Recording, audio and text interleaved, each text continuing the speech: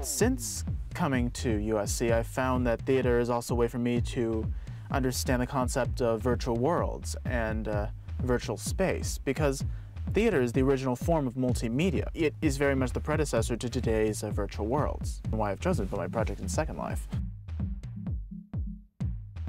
My project, Rivenscryr, meaning a broken reading, is a 3D visualization of Shakespeare's The Tempest, a play of which there has been a great deal of interpretations, a great deal of interests, you could say.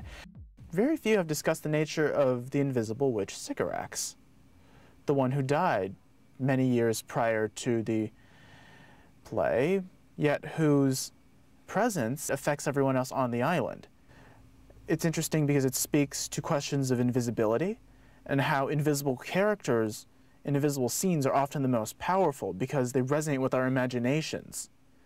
Instead of what is already on the page, we look beyond that. We look to what is not written. We wonder what is in the prehistory of the Tempest, what is in the backstory.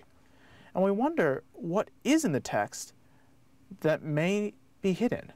I looked into how I could best arrange physical space, because that's an option I have in Second Life. I was able to work based on the layers I had available to me, working from the ground layer and moving upwards. So here we are entering the first level of the project. As you can see, there's not too much here.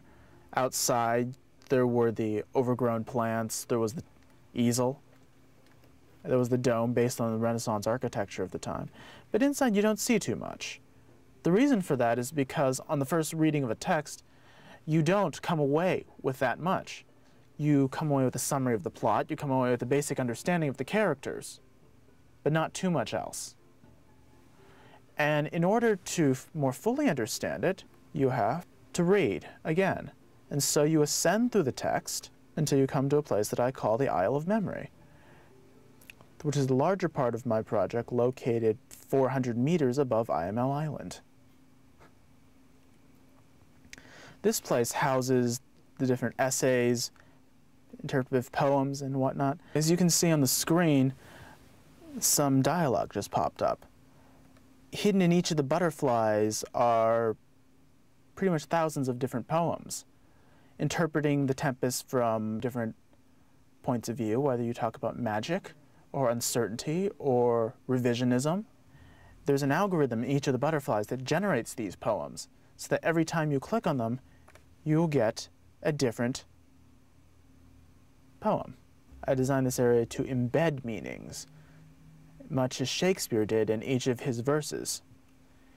He made it so that one passage could mean any number of things.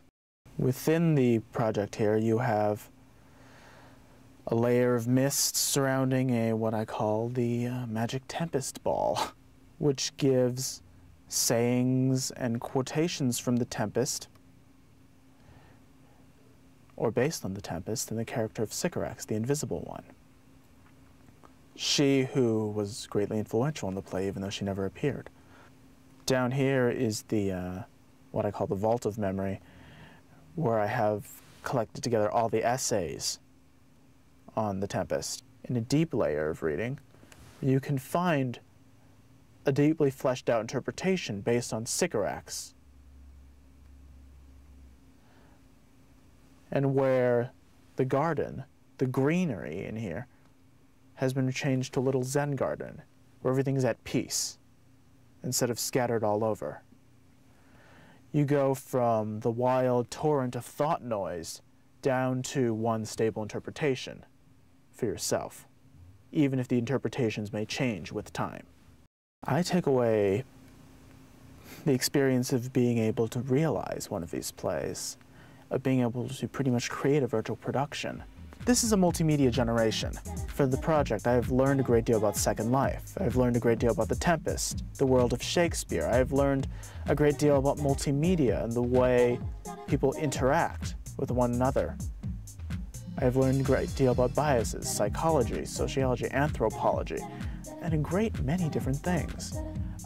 Because of my experiences with Second Life, with the IML, I have since been hired by a couple different departments of USC. I've had different interactive agencies express interest. I've had the Globe Theatre and the Royal Shakespeare Company express interest in my project. It's amazing.